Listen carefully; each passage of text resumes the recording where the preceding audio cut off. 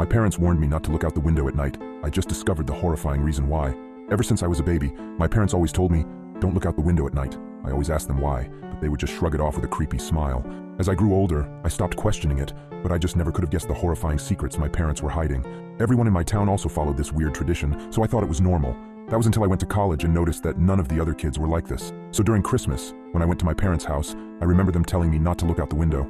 I gave them a smile and a small chuckle before telling them I wouldn't. However, curiosity struck me the moment they left the room. As I lay in the dark, I came to a decision. I was going to look out of the window. Just as my hand came to the sheer white curtain of the guest room, I paused. My mind flashed to that one time when I was 12. My parents were talking in the kitchen. I was home with the flu and was about to make my way to the sink for some water, but I stopped at the doorway. I hid behind the wall, peeking my head out from the doorway just an inch. My mother was crying and my father was holding her and rocking. That poor little girl. I feel horrible for her family, whispered my mother. My father just nodded and continued holding her. I went back to my room after that. Several hours later, my dad came up to my room with several pieces of wood and boarded up my windows. What are you doing that for, Dad? I asked him. Oh, it's nothing. Just safety reasons, he replied. I learned at school the next day that a little girl was found dead the previous morning, the window broken and curtains torn. I snapped back to the present. My hand drew back from the curtain. I shook my head, cursing myself for being so weird. What was the worst that could happen? It was just a window, it couldn't hurt me, right? As I reached my hand out again, my instinct was telling me to stop. My gut twisted as I reached nearer and nearer. Just as I touched the curtain, a painful howl came from the forest surrounding the house. I flinched back, deciding to just lay down and try to get some sleep. I forgot how hard it was to get sleep in my hometown. Every night, coyotes howled for hours everywhere in town, or at least I thought they were just coyotes. The next night, I woke up in a cold sweat. I glanced over at the alarm clock next to my bed. It was midnight. I groaned and sat up in bed. A low growling sound from outside of my bedroom window.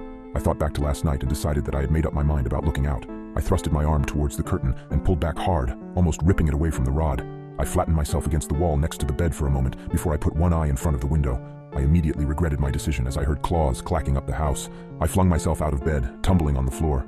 I stood up and got back up on the bed. I stuck my face closer to the window as the clacking got closer and closer. It suddenly stopped for a second before the most terrifying creature popped up from outside, emitting a horrible shriek as it did so. I can never forget its face, the way the hollow eyes oozed some kind of black substance, like tar, and the way its lips were pulled back into a gruesome grin, the teeth blood-stained and razor-sharp. It looked like it had 4 limbs, its front 2 slamming on the glass and pounding. As I was frozen in front of the window in terror, my parents burst into the room. My father held a shotgun. He marched up to my bed and yanked me away from the window. He pointed his shotgun at the creature, shooting a bullet at it. The thing scrambled away, leaving the window almost completely shattered. Damn it, son, it was a simple task. Just don't look out the window. How hard is that? My dad shouted at me. I wasn't processing his words. I was sitting on the floor, arms and legs splayed everywhere in utter shock. What the hell had I just seen? My mother ran to the bedroom door. She had tears in her eyes. Is everyone all right? She asked. Yeah, we're fine. We still gotta get that creepy effing monster, though. Nathan, get up. We got some work to do, my dad said. I got up as soon as I could. My dad thrust the shotgun into my arms and marched downstairs. He opened the basement door and descended, coming back with a machete and some kind of spray bottle. He sprayed the liquid onto the machete before walking to the front door and wait.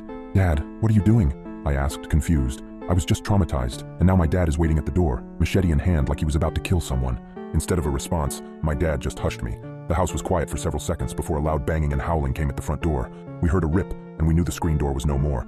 The wood of the interior door started to splinter, and I took a few steps backward. My dad glared at me. Nathan, now is not the time for this. Point the goddamn gun and get ready to shoot.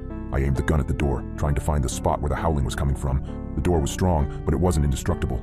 The creature burst through the door, and I pulled the trigger in a moment of terrified panic.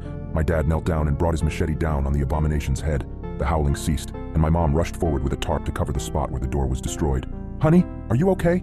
My mom asked for the second time that night. She came up to me and kissed my cheeks, as if to make sure I was still there. She went over to my dad and did the same. We're okay, both of you, get in the basement. I gotta clean this up. I asked, basement? Why the basement? Everything was going by at the speed of light, and I couldn't help but question everything that was happening at the moment. Let's just get in the basement. Your father needs to clean up, my mom said, grabbing my arm and pulling me to the basement. We sat on the couch down there for what seemed like hours before my dad came in and put the machete up. He sat on the chair in front of us with an exhausted sigh. The three of us sat in silence for a few minutes. In that time span, my brain was able to come up with a coherent sentence. Dad, what was that thing? He just looked up at me, eyes dark, and said, Where do you think that howling came from?